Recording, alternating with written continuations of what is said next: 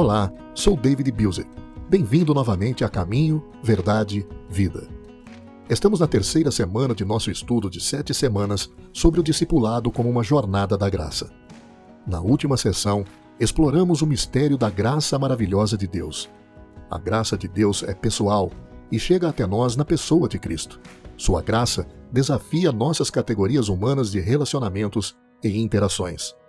A vida do discipulado é uma jornada da graça. Começa com a graça, está empoderada pela graça e cheia da graça do começo ao fim. Hoje, vamos refletir sobre o capítulo 2 e a graça que vai adiante de nós. Experimentamos a graça de Deus de maneiras diferentes. Elas não são tipos de graça diferentes, mas várias maneiras com que experimentamos a graça de Deus na jornada de discipulado. Nas sessões seguintes, examinaremos cada uma delas em detalhe, bíblica, teológica e experimentalmente. Começamos pela graça preveniente. A graça de Deus não começa no momento da nossa salvação. Ela precede até a consciência da nossa necessidade de Deus. Nós não buscamos Deus naturalmente. Deus nos busca. Há um termo teológico para isso: graça preveniente. A graça preveniente significa simplesmente que Deus vem até nós antes de chegarmos a Ele. A graça de Deus nos busca e nos alcança onde estamos.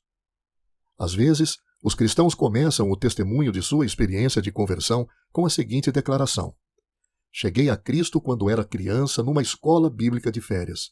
Ou, cheguei a Cristo no acampamento de jovens quando tinha 14 anos. Estas são tentativas genuínas de recontar um tempo e um local específico quando tiveram um encontro com Deus e experimentaram um novo nascimento em Cristo. Por mais genuínos que esses testemunhos sejam, eles não são exatamente precisos, porque ninguém nunca chega a Jesus Cristo. Jesus Cristo é quem vem até nós.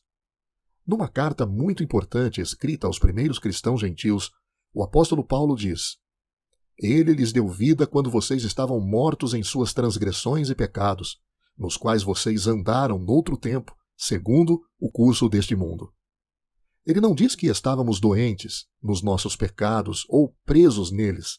Não, nós estávamos mortos nos nossos pecados. Estávamos todos nesta condição de mortos-vivos. Não conseguíamos responder. A ajuda teve que vir de fora. Portanto, de acordo com Paulo, as outras passagens bíblicas, Deus intervém na nossa situação desesperada e faz algo por nós que não podemos fazer por nós mesmos. Deus nos alcança onde estamos. Pelo poder do Espírito Santo, Deus se move em nossa direção e desperta nossas sensibilidades espirituais. Esta realidade leva a um pensamento profundo. Até a nossa capacidade de dizer não às orientações de Deus só é possível porque a graça preveniente de Deus já nos alcançou. Somos livres para responder a Deus apenas porque Deus libertou a nossa consciência espiritual para o fazer. O movimento da graça sobre nós precede qualquer resposta a Deus. Deus nos busca antes mesmo de o buscarmos. Antes de darmos um passo, Deus está lá. A graça não é irresistível, mas ninguém fica sem o convite de um relacionamento pessoal com Deus. Isto significa que não encontraremos pessoas que não tenham sido afetadas pela graça preveniente. Certamente, alguns serão mais resistentes ou receptivos do que outros. Mas podemos ter a certeza de que Deus tem estado fielmente ativo em suas vidas muito antes de entrarmos em cena. A graça sempre acontece primeiro. Há uma diferença entre graça providencial e graça preveniente. A forma como a providência de Deus intercepta a vida de cada pessoa é profundamente misteriosa. Quando, onde e em que família uma pessoa nasce é uma questão de providência. O porquê de uma pessoa nascer numa família hindu na Índia em 1765, enquanto outra pessoa nasce numa família cristã em Moçambique em 2020, são questões de providência. A providência de Deus carrega vários graus de responsabilidade espiritual. Aquele a quem é dado a oportunidade de ouvir o Evangelho ao longo da vida será julgado de maneira diferente do que aquele que nunca ouviu sobre o nome de Jesus. Essas são questões acerca da providência divina. Se a providência é o lugar onde Deus nos coloca, a prevenção descreve as maneiras multiformes com que Deus se encontra conosco. Todos recebem a mesma graça que antecede a salvação. Uma vez, conheci um grupo de pastores cristãos que vivem em um lugar onde é difícil ser seguidor de Cristo. É legal ser cristão, mas existem leis nacionais restritas contra o proselitismo de uma fé para outra. O evangelismo cristão aberto é severamente punido com prisão e até morte. Perguntei aos pastores como é que o evangelismo acontecia num ambiente tão hostil e perigoso. Após alguns momentos de silêncio, um pastor respondeu: sonhos. Não entendi e por isso pedi que me explicasse. Centenas de vizinhos têm tido sonhos durante a noite. O Cristo ressuscitado aparece a eles em toda a sua beleza e majestade. Quando acordam, eles vêm nos fazer perguntas.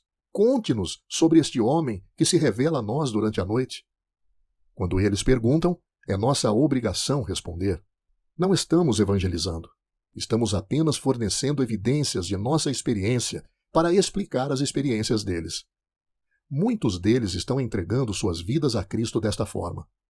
Em lugares onde a igreja está diante de portas fechadas, o Espírito de Deus está diante de nós. A graça preveniente de Deus não conhece fronteiras ou barreiras. O amor de Deus busca incansavelmente até as pessoas mais difíceis, resistentes e hostis.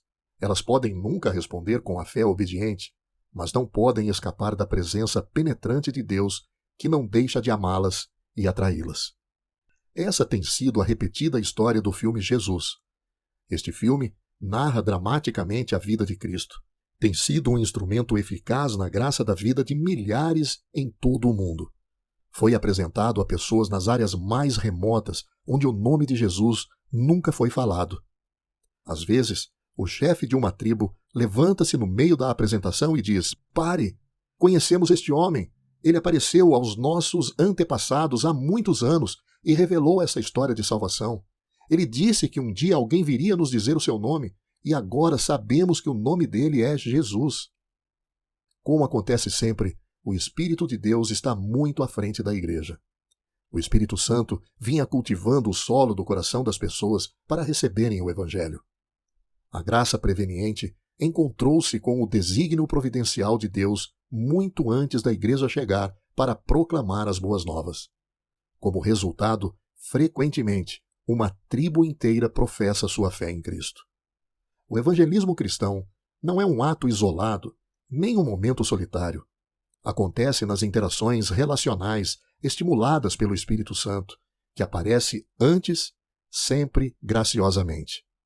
Nenhum cristão pode olhar para o espelho retrovisor da vida e deixar de ver as maravilhosas maneiras pelas quais Deus agiu para despertar e levá-lo ao arrependimento e fé em Cristo Jesus. Crer no poder da graça preveniente faz com que seja impossível não ficar desesperado por alguém que ainda não se tornou cristão.